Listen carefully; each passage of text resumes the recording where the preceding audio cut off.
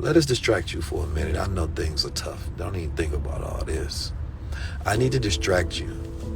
Because you know it's traumatic to be focusing on all that. And your body doesn't want it either. Your body says, I don't even want to be home. I don't want to think about none of this. So you turn on entertainment. And the entertainment allows your mind to be distracted so you don't have to focus on those things. So we hit the club. The club says, listen, you got hella problem in the world crazy. You ain't making much money. You ain't doing none of those things. Go to the club. Go smoke something, man. Go drink something. Go fuck something, man. Go have you a good time, man. What you doing thinking about that kind of shit, man? We ain't got to deal with that right now. Let's get our mind off that. So there's an industry, right? The distraction industry works well because people need to jump out of these worlds. Who wants to think about these things? People don't want the truth because why would I have to deal with that? It's easy for me to just go with a hashtag. It's easy for me to do what I'm told,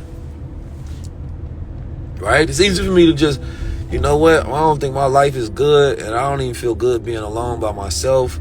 Fuck that, bro. We going out to the club tonight. I ain't trying to think about life. I don't even want to be at my job. I hate my job. So, boom. You go out. You go distract yourself. Nobody's thinking about the economy. America being in a recession. Billions of dollars can continue to going out. The world is in a strange place. Is AI going to take over the damn world? Are we going to a social credit system? Who has time to think about all that? And they trying to find their purpose in life. So we give away ourselves to the distractions because people need it in order to cope with life. But what happens is you become less resilient and less experienced with actually dealing with real life. So now Apple comes with things to put over your face so you can indulge into a fake world. You don't have to deal with the real one. So we overindulge into fantasies when we cannot deal with realities. And it's not that it is not people willing to deal with reality. There's many of people that are willing to go change the world, stand up for the world. But who's willing to help them? Who can you enlist to aid you on your conquest of world changing?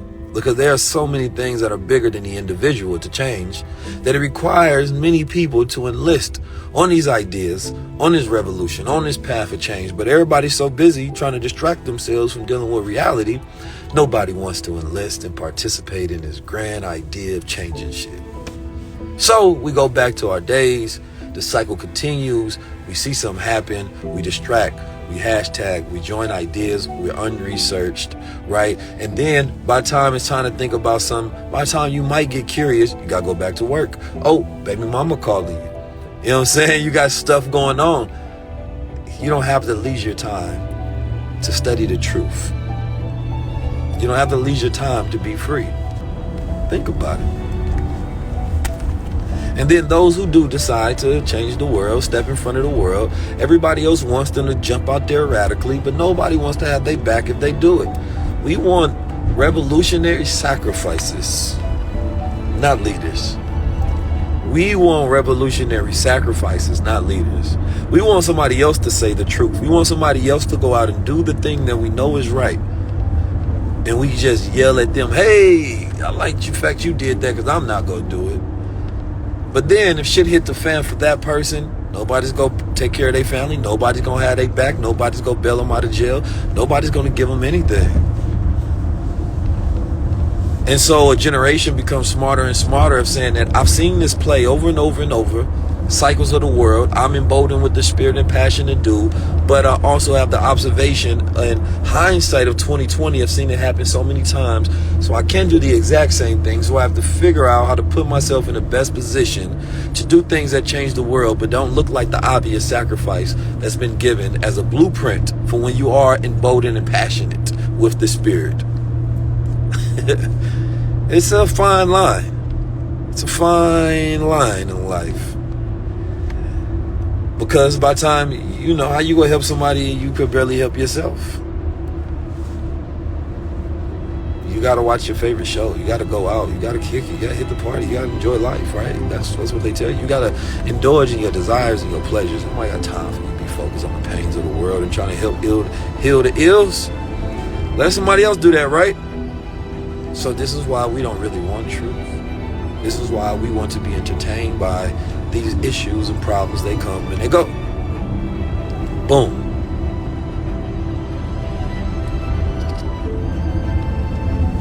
I just put the Diddy and Pac thing up there because I know people who care about that. That's what everybody wants to focus on. Those things are the distractions before you get to the important part, the last line. Those are the distractions. That don't matter. The stuff they give to the culture, hey, black people, pay attention to this stuff.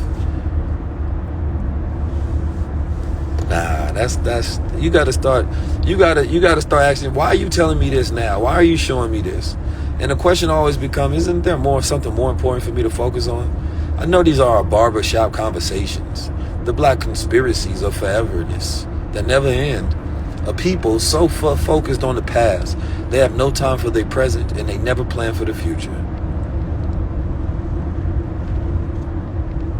Oh man, y'all so indulged in the past, and the future is being planned by those who have time to plan it. And all you will have is an opinion upon those who took the time out to plan. You hate their disruptive technologies, but what are your plans for the future? But you hate the plans of the present because somebody else planned 10, 20, 30, 40, 50 years ago for this time, for them to rule, but you had no plans for it. Empower the righteous to see the world change. But you got a plan to do that. You have to think about the future in order for that to happen. Nothing changes in a vacuum. Nothing changes by hoping. It's by action. All you have to do is think. And the world changes. But if you have a thinking society, it is very hard to keep them down. But we have now given up power with consent, and now going to a point where they don't need consent. It's the thinking. How do you think about these things is where I want to get to. Everybody has an opinion. Everybody has information. Everybody has their take. Everybody has these ideas. But how do you help people think about these things versus force feeding them your thoughts and ideas? Imagine if the forms of power set on TV and just sat down and got people to think about the world in different ways that may even challenge existing powers and challenge them. That would make that person too damn good. Man, you know how powerful a leader would be? How secure they would have to be in the fact that they believe they're doing the right thing, to tell people to challenge them if they're not doing the right thing. But that's not the way power works. We all know that's not the way power works. Power works through channels and funnels of control. It works through mechanisms of psychology to keep society in a place, right? It works through social engineering. It doesn't work through telling the truth. It works through evoking emotions and controlling the spirit. It works to tapping into people's wants and desires versus their needs. So I'm not here to give you my opinion. I'm here to simply make you think. Because that's what we need. You can't enlist me into the world of drones, the world of clones, the world of this, that, and the third, so that you can decide who's enemy, who's good, who's bad, who's this. That's another game. That's a whole nother game. It's just another game that's being played on another level to make you look around at the people around you that's supposed to be the very people that you enlist. But now you hate them because of something they think. And that's because neither one of y'all thinking. Because you've been given your thinking points. You know, sometimes they give a speaker their talking points. Hey, when you go up there, talk like this. They give society their thinking points. When you start thinking, think this. Because thinking is a deliberate action that requires time. Thinking is not a game that everybody actually do. Most people do not think. So we find places, sources, references where it's already been thought about because it requires time. We need time to think. I call myself a thought leader because I wanted to help people think. I wanted to help lead you to a better thinking and better thoughts about things. Because I know that the average person don't have time to think. I don't be having the time to think about things sometimes. So I try to find well-informed sources that's already done the thinking that I can trust. And then I can limit the amount of time that I have to spend on it. And I can get to a verifiable thought to say, okay, this is the one I'm choosing to adopt. But in order to pick the right side in anything, all you have to know is the truth. That's it.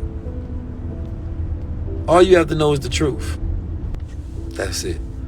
If you ask for the information, that's all you need. Hey, what's going on? with this thing? And this goes with everything. This goes to whether you want to talk about goddamn crypto, business, anything. All you have to do, and this is, I know it's hard, right? They say society doesn't want it, right? All you have to do is get the information for yourself. Get enough information to make a good decision. Otherwise, you have to go with whatever you're told and hope that that's correct. But we live in a time of information and access to information, which is empowering, and it gives you wealth, and it creates a different type of action and a different type of result. That's it. All you need is the information and learning how to utilize and think. But if you don't want that, then yes, this is the reason why somebody right now is like, honestly, I'm gonna be honest, that's too much for me to do. So then we go to leaders, right? Then we go to sources, right? Now that source can be right, they can be wrong. Human beings are not infallible. Human beings are not perfect, right? So that means that you might go to a source and you didn't want to do the thing, and so you hope that they were perfect, but they're not. So you have to then add into the fact that they're going to make mistakes. Add into the fact that they might be wrong. But what makes a good leader? It's the ones who don't quit, the ones who learn from it, the ones who get back up, and the ones who improve. So if the ones who have done the failing are ready to do the succeeding, because now they know what to do next. But if you're looking for somebody with a perfect track record, right?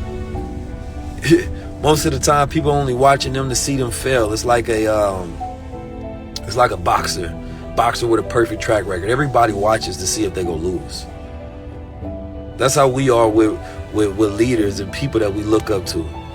Ooh, they record too clean. I'm just waiting to the fact that they fuck up. That's all. That's how we are. As if the judge has not done more or worse. Thing is, only thing you need to be grading is whether that person will improve and get better, and is it their character, right? Is it their character? If it's not, what is their character? Their character is the one that's going to triumph. That's the one, that's the internal, that's the habits, that's who they really are. So it's all about getting to that point of knowing who to follow. Are they real? Will they get better? Can I continue to trust that this is not going to destroy this person? They're going to pick the pieces back up, and now it's going to be much easier to follow this person because I know they're not going to make the same mistake twice. That's the way I look at people. That's the way I look at things. I'm not going with the masses. Cancel this person. Why? So only reason you do that if you think that this person refuses to learn.